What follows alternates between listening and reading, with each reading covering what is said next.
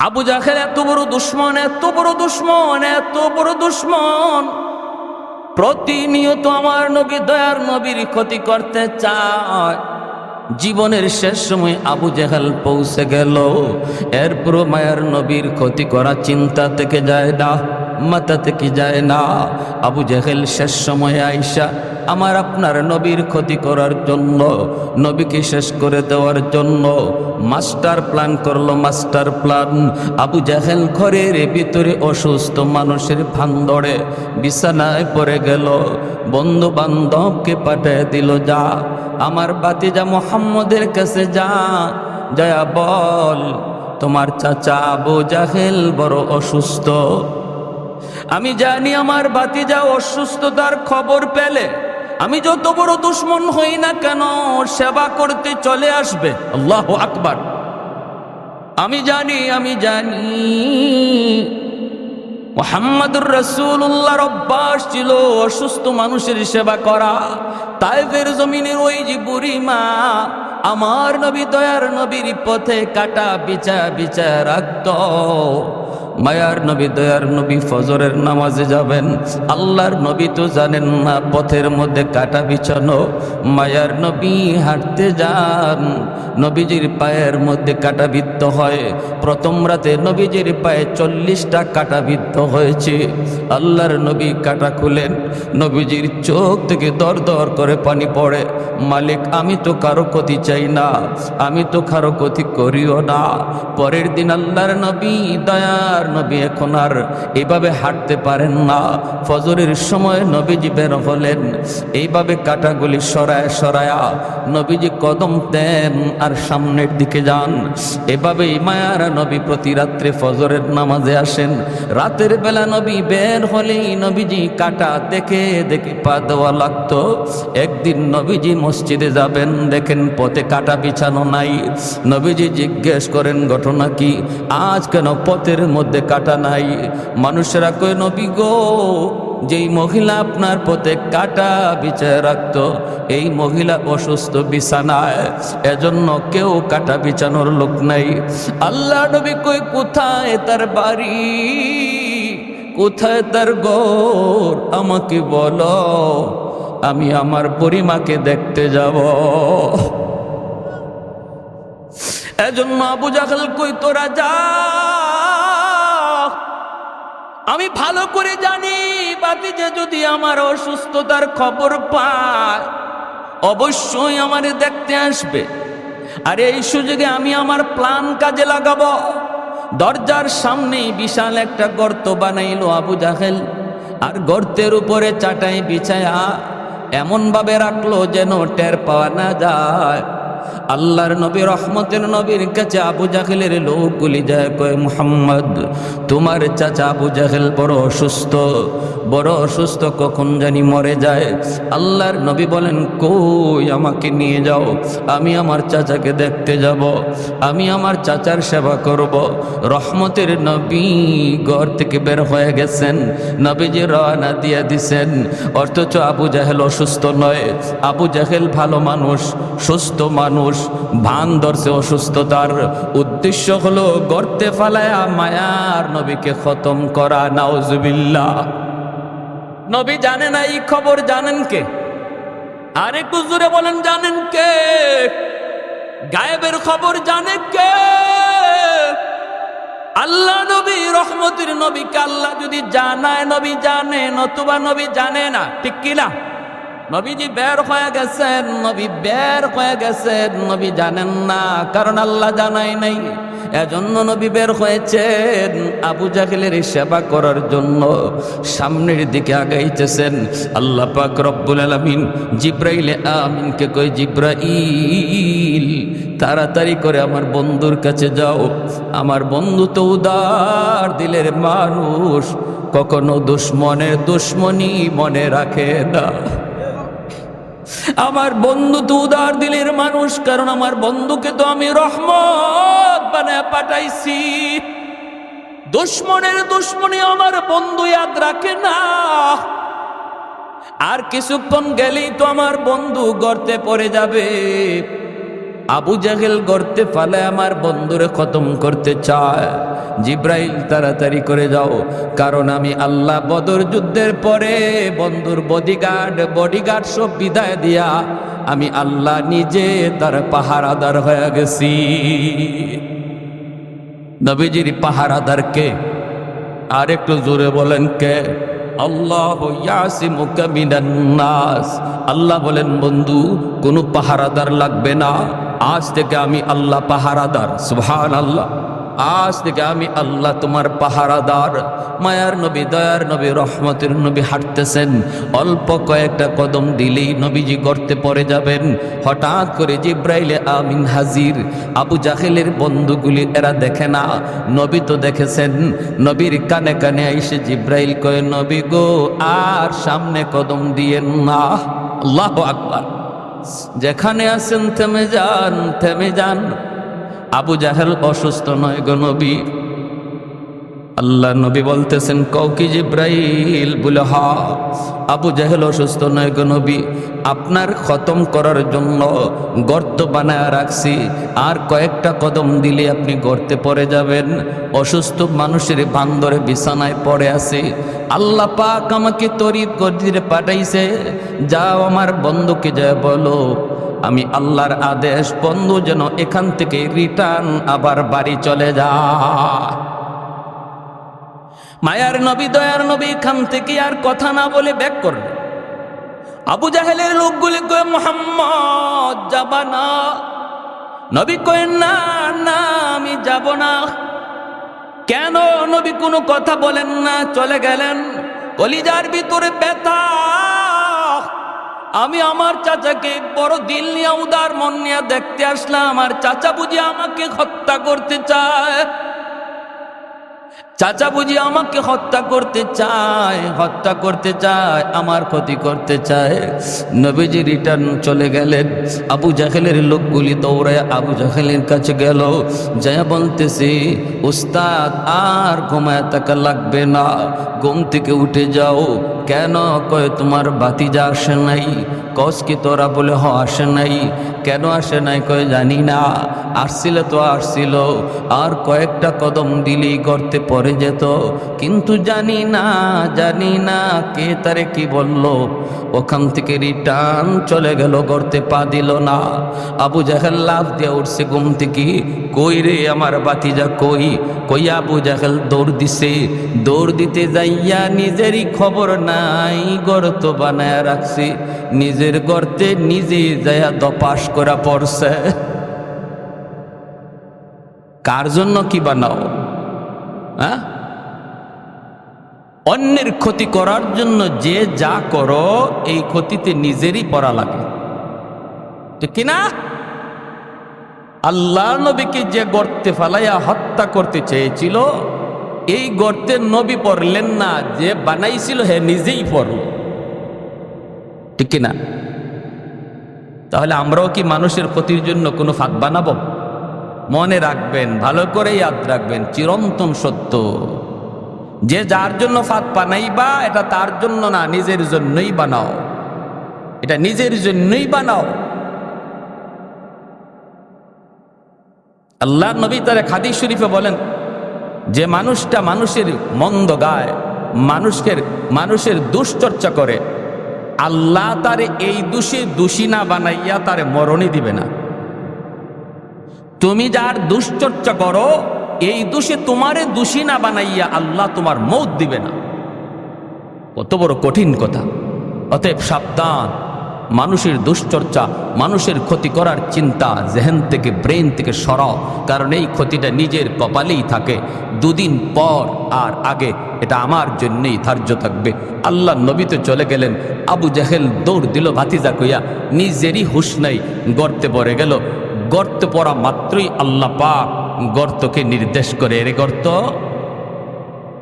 একটু ভালো করে বলো তোমার খালিক আর মালিককে? গর্ত কয় মালিক, তুমি তো খালিক। জাননি তোমার পেটে কে পড়ছে? আমার দুশ্মন, আমার বন্ধুর দুশ্মন। তুমি যতটুকু গভীর ছিলা, দুশ্মন লয়া আরো গভীর হয়ে যাও। হুকুম মানবে কার? কার হুকুম মানবে? আল্লাহর হুকুম। মুসা নবী পার হয়ে গেলেন ঠিকই, ফেরাউন দলবল লইয়া নদীর মাঝখানে গেল। আল্লাহ বলে, এরে নীল দরিয়ার পানি, বলতো দেখি কার হুকুমে চলো? আল্লাহ তোমার হুকুমে। কি করা লাগবে শুধু বলো। আল্লাহ বলে, মুসা পার হইছে, তুমি রাস্তা করে দিছো, এখন দুশ্মন তোমার মাঝখানে, আর রাস্তা নয়, পানি মিলে যাও। সাথে সাথে দরিয়ার পানি মিলে গেল, আর ফেরাউন তার দলে বলে ডুবে মরল। পানি কার কথা শুনে? জোরে বলেন। আল্লাহর কথা শোনা মাত্রই গর্ত আরো বেশি করে গভীর হয়ে গেল, গভীর থেকে গভীর হয়ে গেল গর্ত। এইবার আবু জাহেল গর্তের ভিতর থেকে ডাক দিয়া কয়, আমাকে তোরা তাড়াতাড়ি করে তুল। এখন বন্ধু বান্ধব হাত বাড়ায়, আবু জাহেল নাগাল পায় না। লাগাল তো পাবেই না, কারণ যেমনটা বানাইছিল এমন তো আর রয় নাই, ঠিক কিনা? যেমনটা বানাইছে এমন তো রয় নাই। হাত বাড়াইছে, হাতে লাগাল পায় না। আবু জাহেল কই, কিরে ঘটনা কি? আমি তো এত গভীর গর্ত বানাই নাই। রশি লাগা, রশি রশি পালাইছে, রশিতেও লাগাল পায় না। কোনোভাবেই আবু জাহেলকে লাগাল পায় না। আবু জাহেল গর্তের ভিতর থেকে কয়, তোরা কিছু না বুঝলেও আমি সব বুঝে গেছি, কারণ মুহাম্মদকে যে জানাইছে হেই আমারে গাতায় ফালাইছে, ঠিক কিনা? মুহাম্মদকে যিনি জানাইছে তিনি আমারে ফালাইছে। অতএব যদি বাঁচতে হয়, উঠতে হয়, তাড়াতাড়ি করে আমার ভাতিজা মুহাম্মদের কাছে যাও। আমি এত গভীর গর্ত বানাই নাই, মুহাম্মদ ছাড়া আমাকে কেউ তুলতে পারবা না। দৌড়ায় তারা গেল নবীজির কাছে, যে বলতেছে, মুহাম্মদ, তোমার চাচা আবু জাহেল গর্তের ভিতরে পড়ে গেছে, এখন তারে গর্ত থেকে তুলতে হবে। আল্লাহর নবী, দয়ার নবী বলেন, কও কি তোমরা? বলে, হ, গর্তে পড়ে গেছে। কোথায় গর্ত? কয়, তার দরজার সামনেই ছিল। এই গর্তের খবর নবী জানেননি না জানেন না?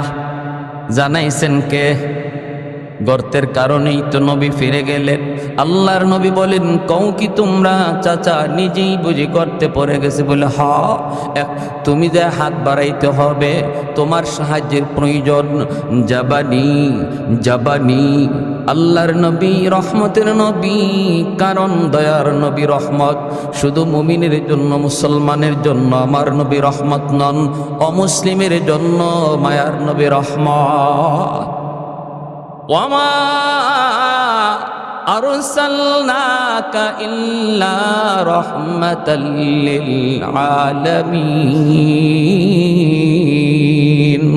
রহমত বানাইছে কে? আল্লাহ নবী রহমতের নবী বলেন, চলো আমাকে নিয়ে চলো। সুবহানাল্লাহ, জোরে কর। কালিয়াকৈরের কয়জন মানুষ যাবেন? আপনি যদি জানেন আপনারে মারার জন্য এই গর্ত বানাইছে, এই গর্তে এখন সে নিজে পড়ছে, এখন তারে উদ্ধার করার জন্য যাবেননি?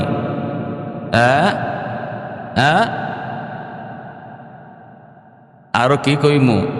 কইমু কামের কাম হইছে, ওর কাম এটার যোগ্য ছিল, ও কবরে গেছে, ভালো হইছে, এখন উপর থেকে মাটি দিয়া লাও, ঠিক না?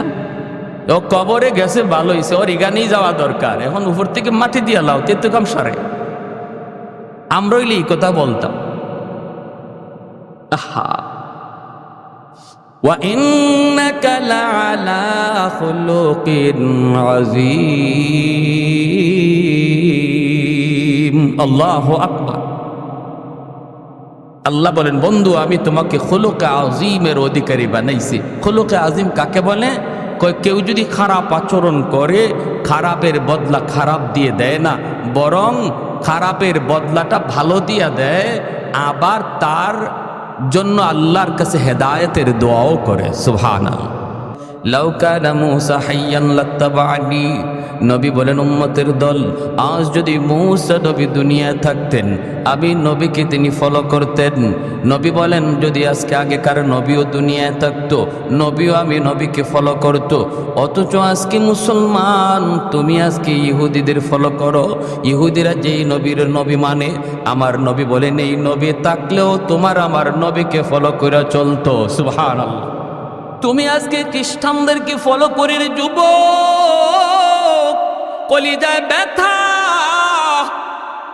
কোথায় রাখি যন্ত্রণা, কোথায় রাখি দুঃখ। আজকে খ্রিস্টানদেরকে তুমি ফলো করো, খ্রিস্টানরা যারে নবী কয় ঈসা নবী। আমার নবী বলেন ঈসা নবীও যদি আজকে দুনিয়ায় থাকতেন ওই নবীও নিজের মতো চলতেন না, তোমার আমার নবীর ফলো করে চলতেন। আর তুমি কারে ফলো করো? তুমি কারে ফলো করো? তুমি কারে ফলো করো? আজকে মুসলমানের ঘরে যদি আমার নবীর আদর্শ থাকতো, মুসলমানের সিরতে সুরতে লেবাসে লুবাসে আখলাকে আচরণে যদি আমার নবীর আদর্শ থাকতো, মুসলমান এত অশান্তির আগুনে জ্বলতো না। ঘরে অশান্তি থাকতো না, সমাজেও অশান্তি থাকতো না, দেশেও অশান্তি থাকতো না। আল্লাহর নবী রহমতের নবী, তিনি তো বের হয়ে গেছেন। ভালো করে নবী জানেন আবু জাহেল এই গর্ত নবীকে মারার জন্য বানাইছিল। এরপর মায়ার নবী বের হয়ে গেছেন, নবীজি চলতেছেন, আল্লাহ বাধা দেয় না, আল্লাহ পাক রব্বুল আলামিন বাধা দেয় না, কারণ আল্লাহ তো নবীকে রহমত বানায় পাঠাইছেন। নবীজি গর্তের কিনারে আইসা আবু জাহেলকে ডাক দিলেন, চাচা খবর কি? আবু জাহেল গর্তের ভিতর থেকে আওয়াজ দিয়া কয়, বাতিজা খবর তো নিজের চোখেই তুমি দেখতেছ। আল্লাহর নবী বলে, চাচা এখন কি করা লাগবে বলো? আবু জাহেল কয়, বাতিজা বিশ্বাস কর বাতিজা, আমি তোমাকে মারার জন্য এত গভীর গর্ত বানাই নেই, এত গভীর বানাইছি না।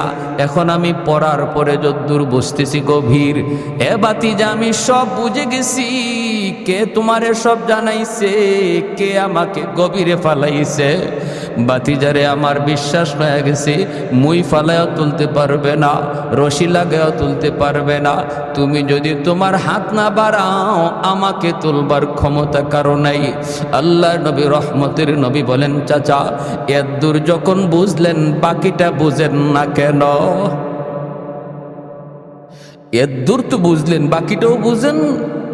আবু জাহেল কয়, আগে তুলো এরপরে সব বুঝবো। নবী কয়, না, জীবনে বহু কথা এমন কইস, বহু কথা কইস। আল্লাহ নবী গেছেন, আবু জাহেল হাতের মধ্যে কঙ্কর নিয়ে আসছে, হাতের মুঠির মধ্যে পাথরের টুকরা নিয়ে কয়, মোহাম্মদ কও তো আমার হাতে কি আছে, যদি বলতে পারো আমি তোমাকে নবী মানব।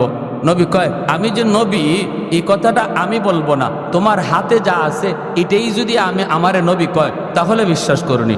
করি মানে 100%। কও কি তুমি? আবু জাহেলের কথা হলো, আমার হাতের ভিতরে হলো পাথরের কণা, এই পাথরের কণায় আবার কেমনে কথা বলবে? যেই মাত্র নবী কইছে তোমার হাতে যা আছে এগুলাই যদি আমারে নবী কয় মানো, কয় মানি, সাথে সাথে পাথরের কণার জবান আল্লাহ খুলে দিলেন। আমার বাইরা বন্ধুরা, যুবক, সাথে সাথে পাথরের কণার জবান খুলে গেল। আশহাদু আল্লা ইলাহা ইল্লাল্লাহ ওয়া আশহাদু আন্না মুহাম্মাদার রাসূলুল্লাহ।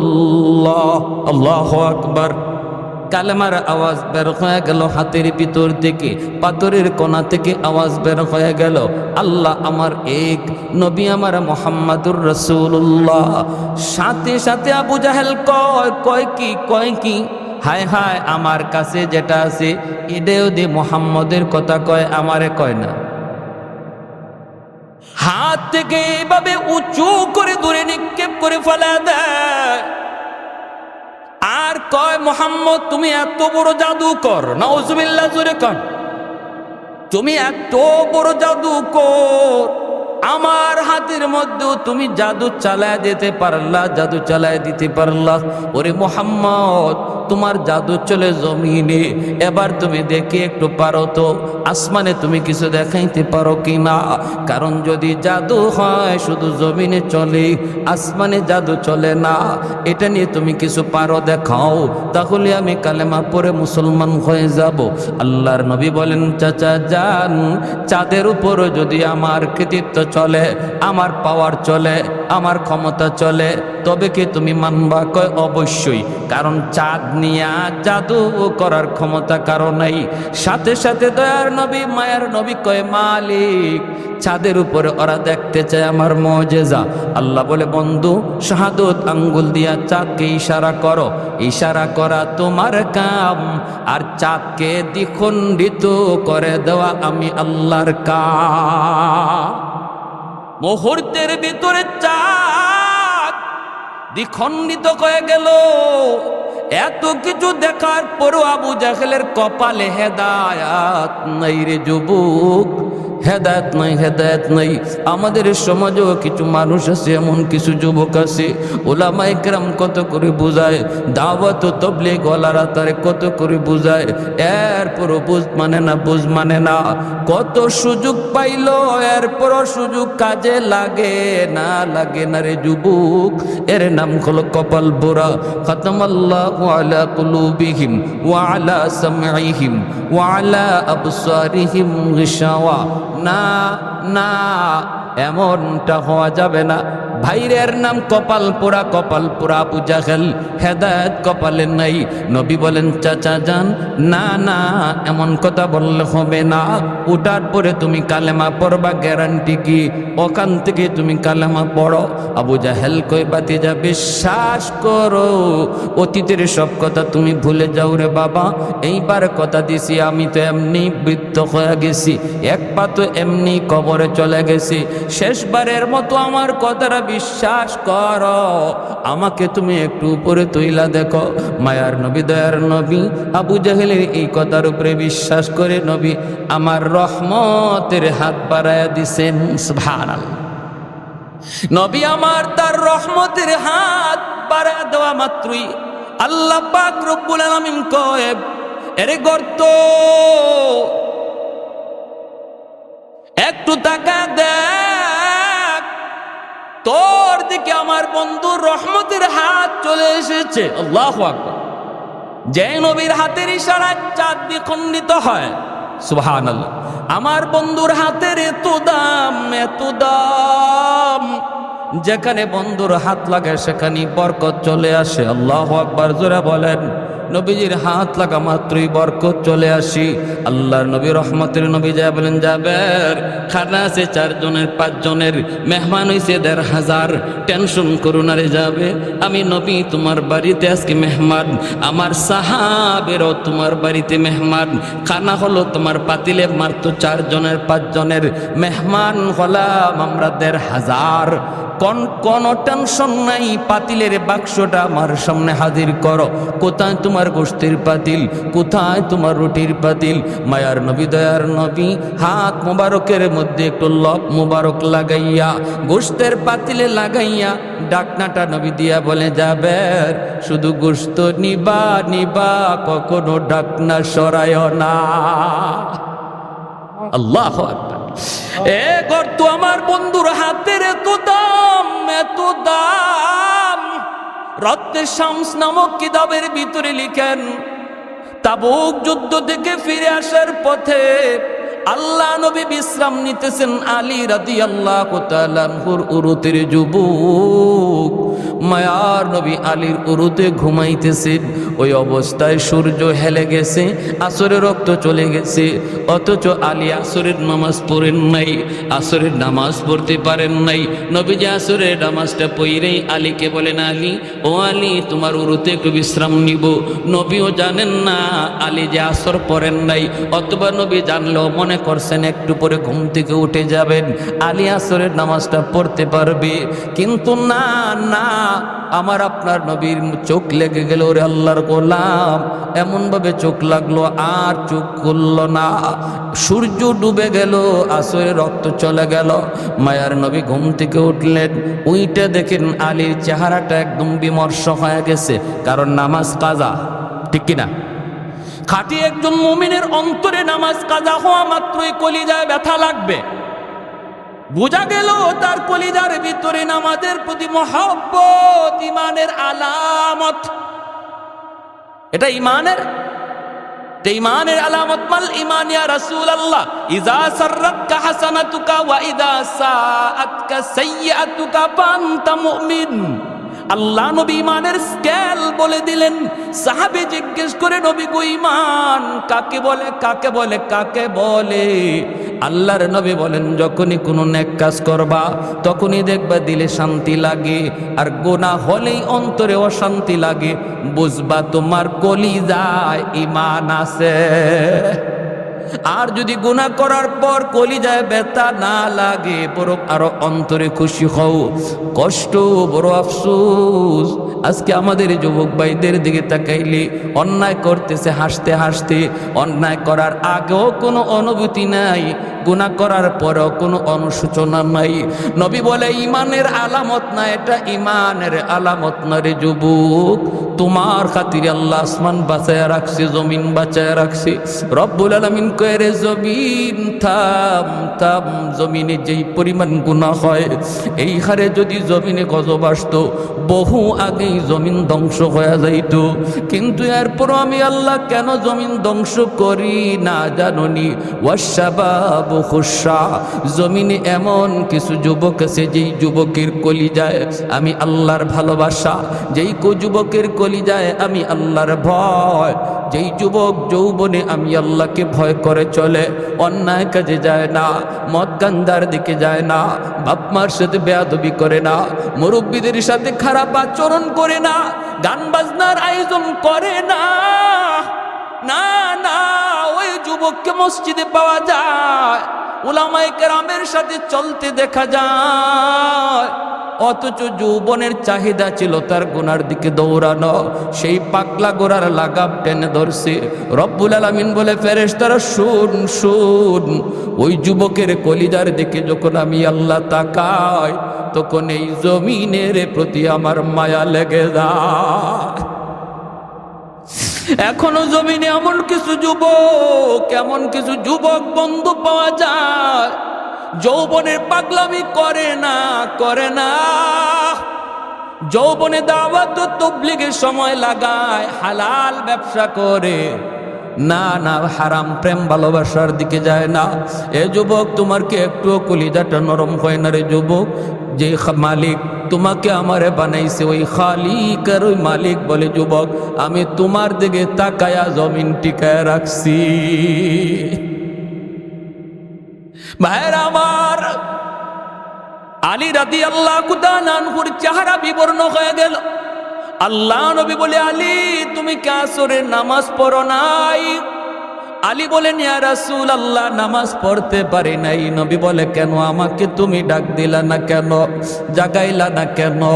আলী কয়, নবী গো, কলিজায় জিজ্ঞেস করেছিলাম, এ আলীর কলিজা বল, তুই কি নামাজের জন্য তুই নবীরে ডাক দিবি নাকি নবীরে ঘুমাইতে দিবি, কি করবে তুই বল? কিন্তু আমার মন বলে না রে আলী, নামাজ কাজা হয়ে যায় তোর হয়ে যাক, তবুও রহমতের নবীর ঘুম ভাঙ্গাইস না।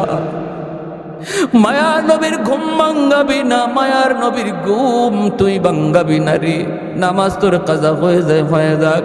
এই কথা বলতেই আল্লাহ নবী হাত উঠায় দিছে আসমানের মালিকের দিকে। ওগো মালিক, আমার আলী আজকে আসরের নামাজ পড়তে পারে নাই, নিজের কারণে নয়, আমি নবীর কারণে, তোমার বন্ধুর কারণে। ও মালিক, আমি হাত উঁচায় রাখলাম, এই হাত জমিনে আর নামাবো না গো। ডুবন্ত সূর্য আবার তুমি আকাশে উঠায় দাও, যেন আলী আসরের নামাজ ঠিক টাইমে পড়তে পারে। রদ্দুশ শামস নামক কিতাবের ভিতরে লিখেন, নবীর হাত এখনো নামান নাই, ওই হাত উপরে থাকতে থাকতে মালিক সূর্যকে ডাক দেয়, সূর্য আমার বন্ধুর ওই হাত এখন উপরে, যে হাতের উসিলায় আমি তোরে বানাইছি, আমার বন্ধুর আব্দার উঠে যা। সাথে সাথে সূর্য আকাশে উঠে আসলো, সূর্য আবার আকাশে উঠে আসলো। ডুবে যাওয়া সূর্য নবীর হাতের উসিলায় আবার উঠে গেল। আল্লাহু আকবার। আলী ঠিক টাইমে নামাজ পড়লেন। ওই নবী যখন হাত বাড়ায় গর্তের দিকে, আল্লাহ কয়ে রে গর্ত, আমার বন্ধুর হাত চলে এসেছে, এখন আর রশি নয়, মুই নয়, অন্য কোনো মানুষের হাতও নয়, আমার বন্ধুর হাত তোর ভিতরে চলে এসেছে, আর দেরি করবি না। আবু জাহেলরে উপরে উঠায় দে, লিফটের মতো মাটি আবু জাহেলরে উপরে উঠায় দিছে, আর আমার আপনার নবীর হাত ধরেছে, নবীজি টান দিয়া তার উপরে উঠে নিছে। কৌনাইন মুখতার খুদা তুমকো বানায়া, कौनैन मुख्तार खुदा तुमको बनाया, उम्मत का निगाहबान खुदा तुमको बनाया, उम्मत का निगाहबान खुदा तुमको बनाया। मौला मेरा आका मेरा रहमत के नबी है, तजदार मदीना है तो माहे अरबी है, तजदार मदीना है तो माहे अरबी है। अशजार ने देते हैं नबूवत के शहादत, तशकीक कमर में है तो अंगुल की इशारत, तशकीक कमर में है तो अंगुल की इशारा। अल्लाह अकबर जोरे बोले। नबी कय चाचा एबार कालेमाटा पড়ালান, গর্তের ভিতর থেকে ওয়াদা দিছিল উঠলেই কালেমা পড়ব, ঠিক না? নবী কয় চাচা তুলসী তো, এবার কালেমাটা পড়েন। মায়ার নবী কত চেষ্টা করছেন প্রিয় মানুষগুলাকে, রক্তের মানুষগুলিকে হেদায়েতের পথে আনার জন্য, কত আপ্রাণ চেষ্টাই না মায়ার নবী করছেন। তারপরে নবী বলেন চাচা গো, ও চাচা আমি তো আপনার কথা মানছি, এবার একটু আমার কথাটা মানেন। আবু জাহল কয় বাতিজা রে, তুমি যে অত বড় জাদুকর আগে জানি না। কপালে কি নাই? কি নাই? ইন্নাকা লা তাহদি মান আহবাবতা ওয়ালাকিন্নাল্লাহ ইয়াহদি মান ইয়াশা। আল্লাহকে বন্ধু হেদায়েত এটা কোনো মানুষের হাতে আমি রাখছি না, এটা শুধু আমার হাতে। তোমার কাম দাওয়াত দেওয়া, কে নিব আর কে নিব না এটা জানি আমি আল্লাহ। উলামায়ে কেরামের কাম হলো ওয়াজ শোনানো, উলামায়ে কেরামের কাজ হলো হক বাতিলের পরিচয় জানানো, উলামায়ে কেরামের কাজ হলো আলো অন্ধকারের পরিচয় শোনায়া দেওয়া, জানায়া দেওয়া। মানবে কে আর মানবে না কে এটা কার হাতে? আমাদের দায়িত্ব লাস্তা আলাইহিম বিমুসাইতির, দারোগা নয়, পিটানো আমাদের দায়িত্ব নয়, জোর করো আমাদের দায়িত্ব নয়। আমাদের দায়িত্ব শুধু শোনায়া দেওয়া, ভালো অন্ধকার পরিচয় শোনায়া দেওয়া, যে দায়িত্ব মায়ার নবীর ছিল। উলামায়ে কেরাম সেই দায়িত্ব নিয়ে মাঠে ময়দানে কাজ করে, কিন্তু কারা আসবে আর কারা আসবে না সেটা কার হাতে? এজন্য এত সুন্দর আখলাকওয়ালা নবী, যেন সেই যে নবীর আদর্শ আমার জীবনের প্রতিটা সেক্টরে আমি প্রতিনিধি, জনপ্রতিনিধি, দায়িত্বশীল। মায়ার নবী মদিনার রাষ্ট্রনায়ক, নজির আসেনি না নাই? আদর্শের নজির আসেনি না নাই?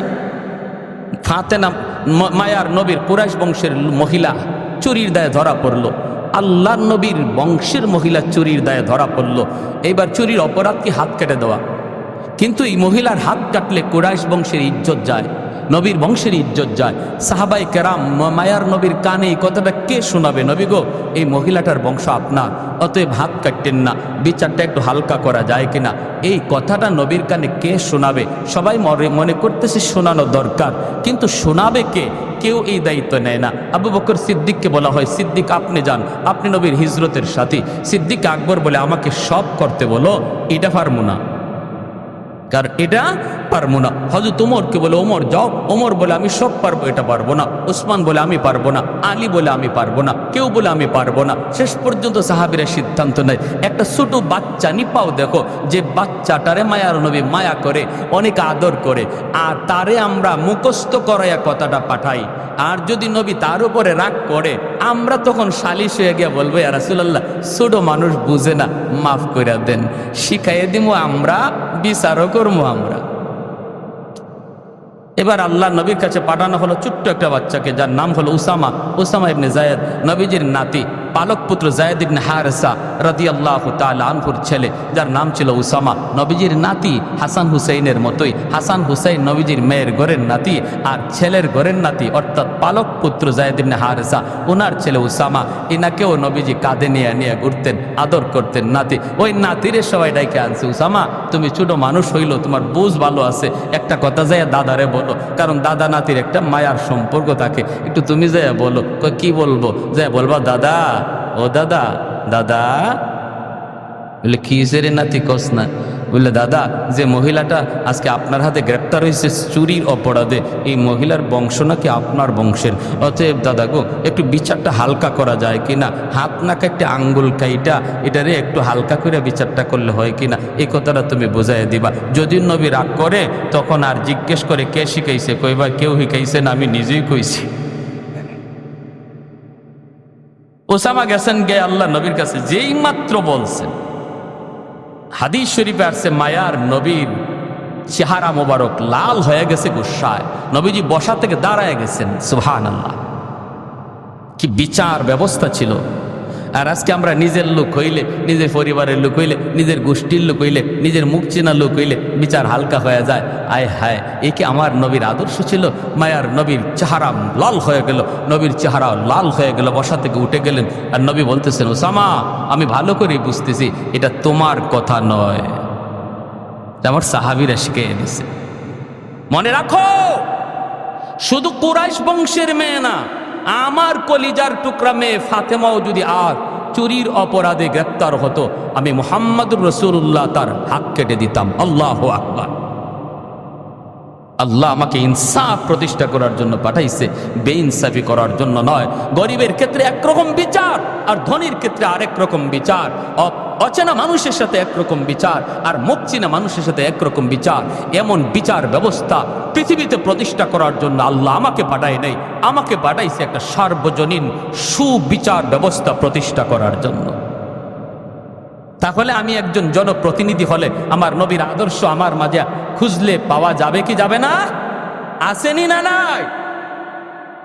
মায়ার নবী দয়ার নয়, আমি যদি একজন সন্তান হই, মায়ার নবী আদর্শ রেখে গেছে। মনে রাখবেন, নবী বলেন, মা মিন ওয়ালাদিন বারিন ইয়ানজুরু ইলা ওয়ালিদাইহি নাজরা রাহমাতিন ইল্লা কাতাবাল্লাহু লাহু বিকুল্লি নাজরাতিন হাজ্জাতাম মাবরুরা।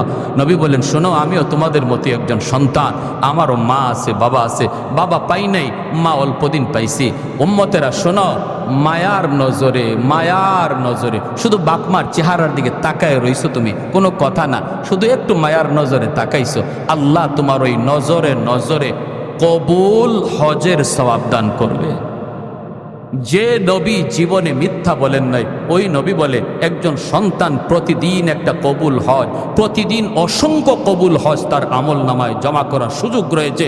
হাসরের মাঠে দেখবে তার আমল নামায় হজ, বলবে মালিক আমি দুনিয়ায় হজই তো করি নাই, এতগুলা হজ আসলো কোত্থেকে?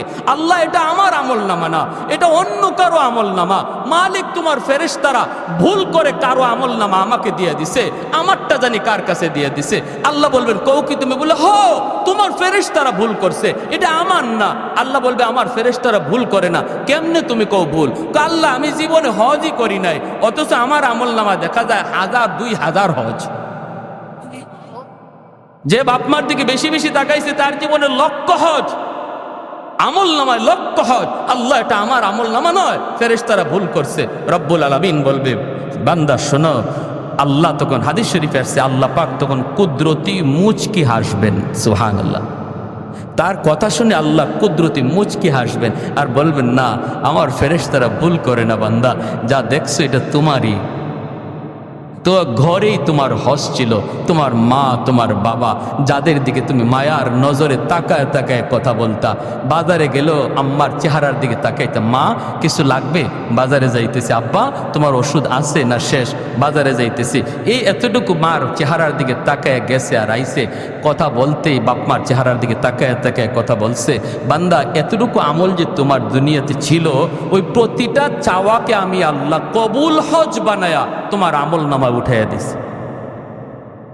তাহলে আমি একজন বাবা হলে, আমিও একজন সন্তান হলে, আমার মায়ার নবী সন্তান হিসাবে আদর্শ আমার জন্য রেখে গেছেন কি না? আসেনি না নাই? আল্লাহ আমাদেরকে সহি বুঝদান করুন, আমরা কোন পথে চলতেছি। আজকে আমার সেলিম আজাদ ভাই আলহামদুলিল্লাহ একজন বাবার সুসন্তান, নেক সন্তান, উলামায়ে কেরামের সাথে থাকার সুবাদে আল্লাহ পাক দিনের বুঝ দিয়া রাখছেন। বুঝেন বাপমার জন্য কি করতে হবে, কোনটা চাইতে হবে, কিভাবে আল্লাহর কাছে চাইলে আল্লাহ পাক সেটা কবুল করে, এগুলো বুঝেন উলামায়ে কেরামের সাথে থাকার কারণে। আমরা উলামায়ে কেরামের সাথে সময় দেব, তাদের কাছ থেকে দিনের পথগুলো বুঝে নিব। কারণ আমার সর্বক্ষেত্রে আমার নবীর আদর্শ রয়েছে, যে আদর্শের দ্বারা আমার গোটা জীবনটারে আমি এবাদতের ভিতরে ঢুকাইতে পারি, গোটা জীবনটারে এবাদতে ঢুকাইতে পারি। প্যারে হাজিরিন, আসুন আমরা সবাই প্রত্যেকে মায়ার নবীর প্রতিটা আদর্শকে, আমি যে সেক্টরে আছি এই সেক্টরে আমার নবীর আদর্শটা কি, এটা আলেমদের কাছে যাইয়া বুঝি, জানি, আমল করি। পারবো না ইনশাল্লাহ? ব্যবসায়ী ভাইয়েরা এখানে আছেন, ব্যবসার ক্ষেত্রে আমার নবীর আদর্শ আছে, আলেমদের কাছে যান, বুঝেন, সেভাবে ব্যবসা করেন। আপনার ব্যবসাটাও নফল নামাজের ভিতরে আল্লাহ ঢুকাইয়া দিবে, নফল নামাজের ভিতরে আল্লাহ ঢুকাইয়া দিবে। মেম্বার হয়েছেন, চেয়ারম্যান হয়েছেন, আমার নবীর আদর্শকে ফলো করেন, চেয়ারম্যানিটা এবাদত হয়ে যাবে, মেম্বারিটা এবাদত হয়ে যাবে। আল্লাহ পাক গোটা জিন্দিগিটারে বন্দিগি বানিয়ে দিবে। আল্লাহ আমাদের সবাই